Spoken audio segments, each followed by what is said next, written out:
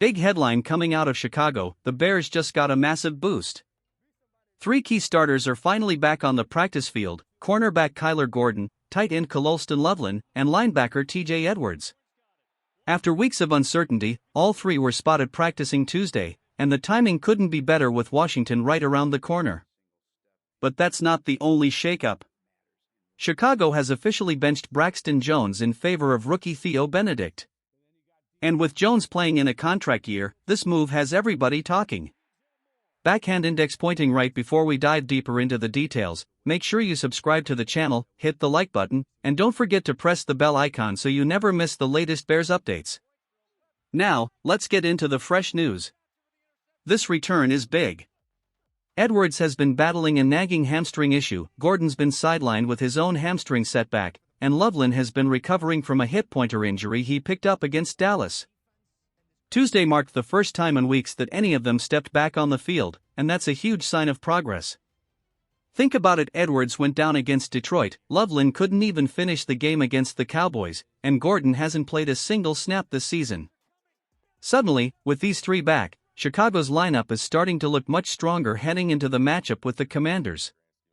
The Bears sitting at 2-2 feels a lot different now that key starters are coming back. And make no mistake, this defense instantly looks stronger with TJ Edwards returning to the field. Edwards is no ordinary piece. Last season he was a tackling machine: 129 total stops, 79 solo, with 12 tackles for loss, 4 sacks, and even an interception. Chicago rewarded him with a 2-year extension, and for good reason.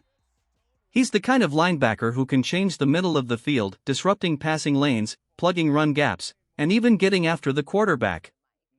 Now, yes, Noah Sewell stepped up admirably in his absence. He collected 30 tackles, forced a fumble, and showed he can hold his ground against the run. But the numbers don't lie: his coverage grade and pass rush just don't compare to Edwards. Sewell proved the Bears have depth, but Edwards brings leadership, experience, and consistency that simply can't be replaced. And that's what makes this timing so critical. Washington loves to attack the middle of the field. Having Edwards back means the Bears can finally answer those passes over the middle, while also adding some badly needed pressure on Jaden Daniels. And let's not overlook Kyler Gordon either. Chicago locked him in with a 3-year extension this offseason, but he hasn't played a single snap yet due to that hamstring injury suffered right before the Vikings game. Getting him back alongside Edwards transforms this defense from patchwork to playoff caliber overnight. Kyler Gordon's return can't be overstated, because when he's healthy, he's a difference maker. Last season he appeared in 15 games with 13 starts, racking up 75 tackles, forcing a fumble, recovering 3 more, and knocking down 5 passes. The problem has never been his ability, it's been keeping him on the field. In his absence, Tariq Stevenson has stepped into the spotlight, and what a turnaround it's been. After a shaky start, fans were calling for him to be benched after that ugly game against Detroit.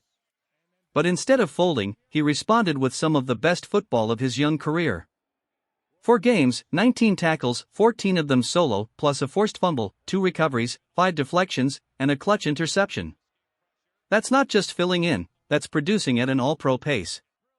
In fact, based on his current trajectory, Stevenson is on track for over 70 tackles and nearly 20 pass deflections this season. That's elite company. And it's not just the raw numbers. Look at the coverage stats. Against Dallas and Las Vegas, quarterbacks had a passer rating of just 4.8 when throwing at him. He gave up a single yard per target across 13 attempts. That's lockdown coverage, plain and simple. And when you add in his interception against the Raiders, it's clear Stevenson isn't just holding the line, he's thriving. Now, add Colston Loveland into this mix. His action against Dallas was limited, just 6 snaps, but even in that small sample, he showed promise, recording an 88.7 grade while hauling in a 31-yard catch. If he builds on that, the Bears' offense gains yet another weapon. Colston Loveland's absence against the Raiders was felt in a big way. A painful hip pointer kept him sidelined, and without him, Chicago's tight end room struggled badly. Cole Kmet in particular had a night to forget: 6 drops in a single game, including chances to extend drives and even one difficult sideline grab that could have changed momentum. Here's the bottom line: when the ball hits your hands, it has to be caught. That's the standard. And that's exactly why Loveland's return is so important.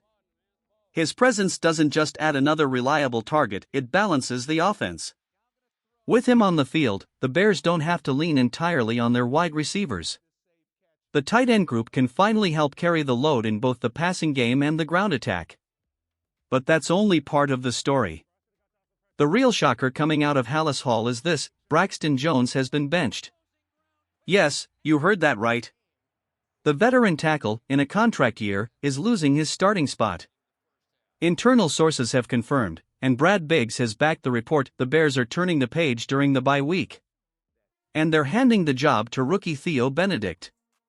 The decision to bench Braxton Jones isn't just a short-term move, it feels like a statement. Chicago isn't hiding it anymore. Theo Benedet is the new man at left tackle, and the shift could shape the Bears' future for years. For Jones, this is brutal timing.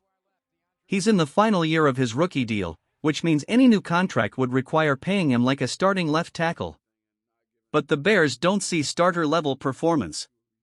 They see inconsistency, costly mistakes, and a player who still struggles against the bull rush. The numbers tell the story. Across 210 snaps this season before being pulled, Jones allowed 2 sacks, 2 quarterback hits, and 11 hurries. That's 11 hurries in just a handful of games. Projected out, he was on pace to give up more than 40 for the season. And this wasn't even against top-tier edge rushers every week. Against the Raiders, he allowed the team's only sack, and Max Crosby wasn't even lined up across from him. Yes, Jones has shown flashes in the past, but the grades don't lie. His pass blocking has hovered in the low 60s, his run blocking even lower, and for an offense built to protect Caleb Williams and jumpstart the run game, serviceable just isn't good enough.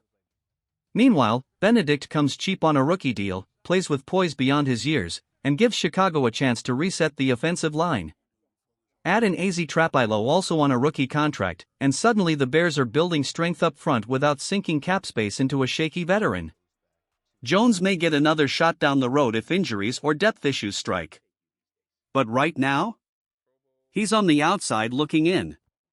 And now, all eyes turn to Theo Benedet. Nicknamed the Canadian Eagle, Benedet has quickly gone from undrafted free agent to Chicago's starting left tackle. His path is remarkable: 2-time Offensive Lineman of the Year in British Columbia, a grinder who earned his shot in the NFL the hard way. What makes him so intriguing is not just the story, but the performance. In preseason, he committed just 1 penalty, allowed no sacks, and finished with strong blocking grades on both run and pass protection. When the lights came on in the regular season, he stayed steady: 95 snaps, no sacks, no quarterback hits, and only 2 hurries, both while playing out of position against Max Crosby. That's impressive for a rookie, let alone one still adjusting to the NFL speed. Most importantly, when Chicago ran the ball behind him, the ground game finally began to find rhythm. That alone signals why the coaching staff trusts him. Protecting Caleb Williams and opening up lanes on the left side, those are the jobs of a cornerstone tackle, and Benedet has shown he's ready to take them on. So here it is, the Bears are making bold moves, getting starters healthy, reshaping the offensive line, and betting on young talent to carry them forward. With Theo Benedet now protecting the blind side, the future of Chicago's offense might look a whole lot different than anyone expected just a few weeks ago.